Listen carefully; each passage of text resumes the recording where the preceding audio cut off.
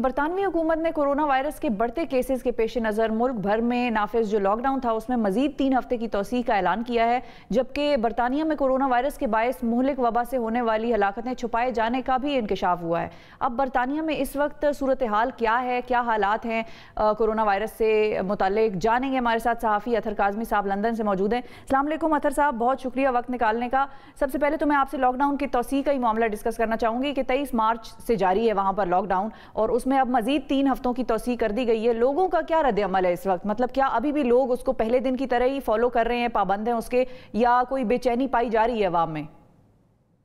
जी, जहाँ तक लॉकडाउन का ताल्लुक है तो आबादी के बड़े प्रपोर्शन ने, मैं आपको कहूँगा कि ऑलमोस्ट 95% या इससे भी ज़्यादा लोग बिल्कुल इस पे सही तरीके से अमल कर रहे हैं। जो भी हुकूमती हदायत हैं उन पे अमल किया जा रहा है। लेकिन लॉकडाउन में थोड़ा-सा यहाँ पे नरमी भी है। अगर आपको कोई चीज़ खरीदनी है तो आप दिन में एक दफ़ा बाहर भी जा सकते हैं, उसके अलावा एक्सरसाइज़ के लिए बाहर जा सकते हैं। तो बिल्कुल कर्फ्यू की सूरत हाल नहीं है। और उसके साथ-साथ जिन लोगों की जॉब्स हैं, जो की वर्कर्स हैं, पुलिस वाले, उसके अलावा एम्बुलेंस सर्विस वाले, लॉरी ड्राइवर, टैक्सी ड्राइवर, उन सबको भी काम करने की इजाज़त है और वो लोग भी बाहर जा सकते हैं। और खाने-पीने की जो रेस्टोरेंट्स हैं, वो बंद हैं, लेकिन जो टेक अवेज़ हैं, वो खुले हुए हैं, जहाँ से लोग खाना खरीद के घर लेके जा सकते हैं। इसी तरह शॉप्स भी खुली हुई हैं। लेकिन ऑब्वियसली अब काफ़ी ऑलमोस्ट 1 महीना का टाइम हो गया है और अब अगेन 3 हफ्ते और हुकूमत ने कहा है कि आप घरों में बैठें। तो थोड़ी-सी बेचैनी है लोगों में और लोगों ने अब सवाल ये उठाना शुरू कर दिया है कि हुकूमत हमें ये बताए कि कब तक ये सिलसिला चलेगा, इसकी वे आउट क्या है, जो यहाँ पे कहा जा रहा है कि एग्जिट स्ट्रेटजी वो क्या है? अच्छा, एग्जिट स्ट्रेटजी में तो बरतानिया बड़ी माहिर है वैसे तो, लेकिन ये मुझे बताएं कि अतर साहब, जिस तरह अमेरिका में हम ये सुन रहे हैं कि भाई इंडस्ट्रीज खोलने का इंडिया दे रहा है, ट्रम्प भी, और वो ये कह रहा है कि America is going to be open soon, मतलब हम हमेशा बंद नहीं रह सकते। उसी तरह पाकिस्तान में भी मईशत के हवाले से बड़ी तशवीश पाई जा रही थी, तो वज़ीर आज़म साहब ने यह कहा कि कुछ इंडस्ट्रीज़ जो SOPs के साथ ऑपरेट कर सकती हैं उनको खोला जाए। बरतानिया में क्या सूरत हाल है? वहाँ पर भी कोई इंडस्ट्रीज़ के हवाले से भी कोई बात हो रही है खोलने की, या उनको बंद ही रखना है? अच्छा, ये बड़ी दिलचस्प बात है। अगर आप वेस्टर्न ममालिक के देखें, यहाँ पे लॉकडाउन की तो बहुत बात हुई और बड़ी सख्ती हुई, लेकिन जो मैन्युफैक्चरिंग है, जो बड़ी-बड़ी फैक्ट्रियाँ हैं, बड़ी-बड़ी इंडस्ट्रियाँ हैं, वो खुली हुई हैं। उनको कभी भी बंद नहीं किया गया। अभी भी यहाँ पे अच्छा। सारी फैक्ट्रियाँ जिनमें मैन्युफैक्चरिंग हो रही है, वहाँ पे काम चल रहा है, क्योंकि उनमें से कुछ तो ऐसी फैक्ट्रियाँ हैं जो एसेंशियल्स हैं, जैसे जहाँ पे खाने-पीने की अशिया बनती हैं, जहाँ पे टॉयलेट टिश्यूज़ बनते हैं, दीगर टिश्यूज़ बनते हैं, सोप्स बनते हैं, तो उन सब जगहों पे काम जारी है। उसके साथ-साथ जो कंस्ट्रक्शन इंडस्ट्री है, उसमें भी बरतानिया में पहले दिन से ही काम जारी है। अब तो स्पेन, जहाँ पे बहुत 2 लाख से ज़्यादा अमवात हो चुकी हैं, वहाँ पे भी कंस्ट्रक्शन इंडस्ट्री को खोल दिया गया है। तो यहाँ की हुकूमतों को अपनी आवाम के साथ-साथ, जो मैंने मुशाहिदा किया है, इकोनॉमी की बहुत ज़्यादा फ़िक्र है और हर चीज़ को इकोनॉमी से रिलेट किया जा रहा है और कोशिश की जा रही है कि मुल्क की मईशत को बचाया जाए किसी तरीके से। अच्छा, तो फिर अतर साहब, यहाँ पे एक और सवाल भी आता है कि अगर वायलेशंस होती हैं, पाकिस्तान में हमने देखा वायलेशंस हो जाती हैं कई बार, ज़रा बदमज़गी हो जाती है लोगों में भी, और जो अमला उनको एनफोर्स करा रहा होता है SOPs को, तो वहाँ पर क्या सूरत हाल है? लोग जो नहीं उसके मुताबिक, SOPs के मुताबिक या एहतियाती तदाबीर के मुताबिक अमल दरामद कर रहे होते घर से बाहर निकलते हुए, या कोई वायलेशन हो जाती है लॉकडाउन की, तो फिर वहाँ पर क्या कोई एक्शन है, कोई फ़ाइन है, जुर्माने हैं, क्या है हिसाब किताब वहाँ पर? जी, बिल्कुल। एक तो ये है कि जो आगे-पीछे आपके नेबर्स होते हैं, जो लोग हैं माशरे में, यहाँ पे ज़्यादा अवेयरनेस है। लोग उसको बुरा समझते हैं, तो आपके जो नेबर्स हैं, जो आपकी कम्युनिटी है, उसका भी प्रेशर होता है। और जहाँ तक हुकूमत का ताल्लुक है, हुकूमत भी उस पे बड़ी सख्ती से अमल दरामद कराती है। यहाँ पे खातून जो बगैर किसी वजह से ट्रेन पे फिर रही थीं, उनको 6 महीने की सज़ा हुई, उनको पकड़ा गया। उनसे पुलिस ने पूछा कि आप कहाँ जा रही हैं? तो उन्होंने आगे से बदतमीज़ी की, तो उनको फ़ौरन 24 घंटे के अंदर मजिस्ट्रेट की अदालत में पेश किया गया और उनको वहां पे सजा हुई। इसी तरह लंदन के अंदर एक आदमी ने पुलिस वाले से बदतमीजी की और आगे से पुलिस वाले के ऊपर खांसा कि मुझे कोरोना है, उसको भी पकड़ के फौरन 24 घंटे के अंदर मजिस्ट्रेट की अदालत में पेश किया गया और उसको भी सजा हुई। मैसेज ये देना था कि जो पुलिस है, जो हेल्थ वर्कर्स हैं, ये मुश्किल हालात में काम कर रहे हैं। अगर आप इनसे ताउन नहीं करेंगे तो हुकूमत जो है आपके साथ सख्ती से निपटेगी। तो थोड़े इक्का-दुक्का ऐसे वाकयात हुए हैं, लेकिन ओवरऑल जो है लोग खुद इस पे अमल कर रहे हैं। ठीक है। अच्छा, अब रमज़ानुल मुबारक की आमद है और इस हवाले से मुसलमानों के लिए बरतानवी हुकूमत की जानिब से क्या खुसूसी हिदायत हैं, कोई SOPs हैं जो जारी की गई हैं गवर्नमेंट की तरफ से? देखिए, जहाँ पे अभी पिछले दिनों ईस्टर संडे भी गुजरा है, ईस्टर बहुत बड़ा मजहबी त्योहार है जी। क्रिश्चियन लोगों का, उसमें भी किसी किस्म के मजहबी इज्तिमा की इजाजत नहीं थी। रमजान के अलावा इस हवाले से भी यही है कि तमाम मसाजिद बंद हैं, आप इज्तिमा किसी किस्म का नहीं कर सकते, तरावी किसी किस्म का नहीं कर सकते। लेकिन आप अगर खुदा ना खास्ता अगर किसी मुसलमान की डेथ हो जाती है तो उसको फ्यूनरल की जनाजा की इजाजत दी जा रही है कि 4 से 5 बंदे उसमें शिरकत कर सकते हैं नमाज जनाजा में, क्योंकि पहले यहाँ पे ये अंदेशा था, ये खदशा जाहिर किया जा रहा था कि शायद जनाजा पढ़ने की भी इजाजत ना दी जाए।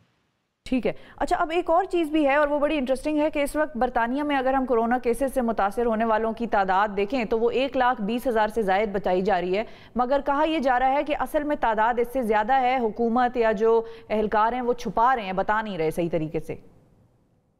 जी, बिल्कुल। अब पता नहीं इसमें किस हद तक सच्चाई है कि वो छुपा रहे हैं, लेकिन जो ये तादाद है, इसमें वो अमवात शामिल नहीं है जो हॉस्पिटल से बाहर हुई हैं, जैसे केयर होम्स हैं, उसके अलावा घरों के अंदर जो अमवात हुई हैं, और केयर होम्स जिनको ओल्ड होम्स भी कहते हैं पाकिस्तान में, उसमें बड़ी तादाद में बुजुर्ग शहरी रहते हैं और वो बुरी तरह मुतासिर हुए हैं इस वायरस से, और कहा जा रहा है कि उनकी जो अमवात हैं वो अभी तक इसमें शामिल नहीं है, और इस हवाले से हुकूमत पे तनकीद भी हो रही है, और ओवरऑल जो रिस्पॉन्स है हुकूमत का उस पे भी बहुत ज्यादा तनकीद हो रही है। अब तो हालत ये है कि मुल्क में मास्क नहीं मिल रहे, और डॉक्टर्स और नर्सेज जो हैं वो भी इस हवाले से कंप्लेन कर रही हैं कि जो प्रोटेक्टिव इक्विपमेंट है एनएचएस के अमले के लिए, डॉक्टरों के लिए, वो हुकूमत मुहैया नहीं कर सक रही। तो काफी ज्यादा सवालिया निशानात हैं बरतानिया की हुकूमत के ऊपर। एक अमीर हुकूमत है, एक अमीर मुल्क है, बड़ा बजट है, उसके बावजूद जो है इतनी जो नाकामियां देखने में हमें आ रही हैं। लेकिन अतर साहब, उनकी एनएचएस जो नेशनल हेल्थ सर्विस है उनकी, उस हवाले से तो बड़े अरसे से वो तनकीद का निशाना बनते रहे हैं बरतानिया की चाहे कोई भी हुकूमत हो।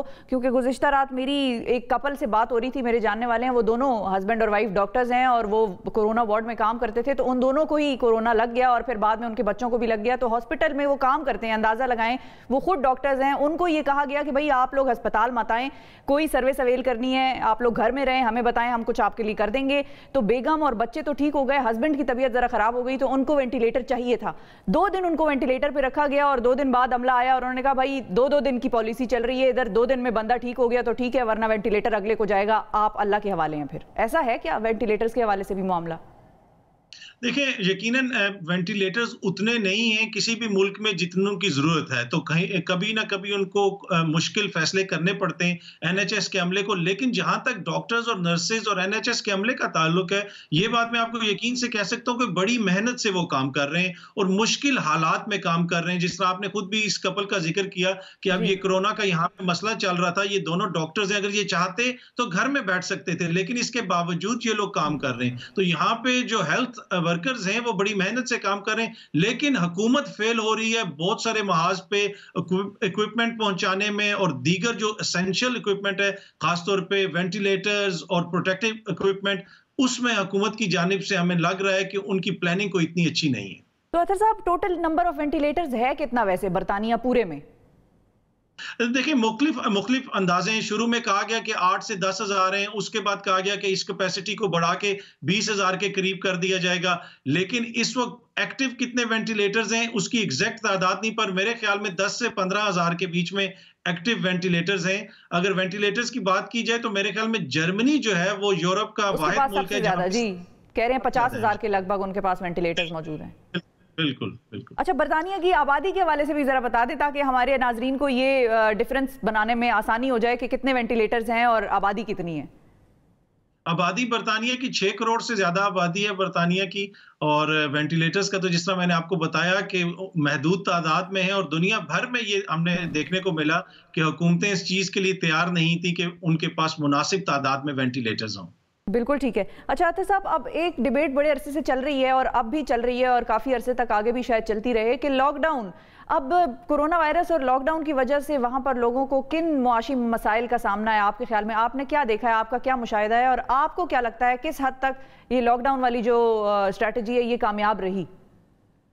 देखिए अगर आप पूरे वेस्ट की बात करें और बर्तानिया की बात करें तो लॉकडाउन काफी हद तक यहाँ पे बर्तानिया में तो अब तक कामयाब रहा, इसलिए कि ये जुज़वी लॉकडाउन है, कर्फ्यू नहीं है कि जी। बाहर कोई पुलिस और फौज नहीं खड़ी कि कोई शख्स बाहर कदम नहीं रख सकता, लोग बाहर जा सकते हैं। लेकिन ओवरऑल ज्यादा देर ये चल नहीं सकता। अगर आप फ्रांस की मिसाल लें तो फ्रांस में तो इस वक्त पुरतशद्दद मुजाहरे शुरू हो चुके हैं लॉकडाउन के खिलाफ। अमेरिका में हमने देखा कि वहां पे भी मुजाहरे हो रहे हैं। दीगर ममालिक में भी लोग कह रहे हैं कि अब हमें बाहर जाने दिया जाए, हमें काम करने दिया जाए, इसलिए कि लोगों ने अपनी पूरी पूरी उम्र लगा के बिजनेसेस खड़े किए हैं। और हमने देखा है कि 1 महीने के अंदर जो सूरत हाल हुई है यहाँ पे, अब ये खदशा पैदा हो गया है कि लोगों की जो उम्र भर की कमाई है, उम्र भर की जो मेहनत है, वो जाया हो सकती है। तो हुकूमत की भी ये कोशिश है कि किसी ना किसी तरीके से जल्द इस इकोनॉमिक एक्टिविटी को वापस शुरू किया जाए, और लोगों की भी ये कोशिश है कि वापस जाया जाए, इसलिए कि बहुत सारे लोग ऐसे हैं जिनकी कंपनियों ने उनको कहा है कि आप घर में बैठ जाएं, या तो आप अपनी नौकरी से इस्तीफा दे दें या बगैर तनख्वाह के आप घर में बैठें। तो मैं जाती हाँ। तौर पे बहुत सारे ऐसे लोगों को जानता हूं कि जो बगैर तनख्वाह के छुट्टी लेके इस वक्त घर में बैठे हुए। कब तक ये चल सकेगा सिलसिला, मेरा नहीं ख्याल कि ज्यादा अरसे लोग इसको बर्दाश्त करेंगे, और ज्यादा अरसा जो इकोनॉमिक एक्टिविटी अगर इसी तरह रुकी रही तो लोगों के लिए उसको फेस करना मुश्किल हो जाएगा। ठीक है। अच्छा अतर साहब, आखिर में बस जाते जाते ये बता दीजिए कि क्योंकि आपने जॉबलेसनेस की बात की है, लोग विदाउट पे लीव लेके घरों में बैठने पर मजबूर हो गए हैं, तो वहां पर क्या आदाद शुमार बताए जा रहे हैं? जाहिर है कोई ना कोई एस्टिमेट्स तो लगाए गए होंगे कि अगर ये सिचुएशन इसी तरह चलती है तो बेरोजगारी कितनी हो सकती है वहां पर? जी, बेरोजगारी बहुत ज्यादा बढ़ सकती है। मैं आपको एक छोटी सी मिसाल देता हूं कि बरतानवी हुकूमत ने जो इस सारे मसले से निपटने के लिए, जिसमें लोगों को कर्जे देने भी शामिल है, उनकी तनख्वाहें देने भी शामिल है, 300 अरब पाउंड, मतलब तकरीबन 320 अरब डॉलर का पैकेज का अनाउंस किया है, जो अगले कुछ चंद माह के अंदर लोगों के दरमियान तकसीम होगा, मुख्तलिफ ठीक कंपनीज है। को दिया जाएगा। तो इससे आप अंदाजा लगा सकते हैं कि कितना बड़ा मसला है।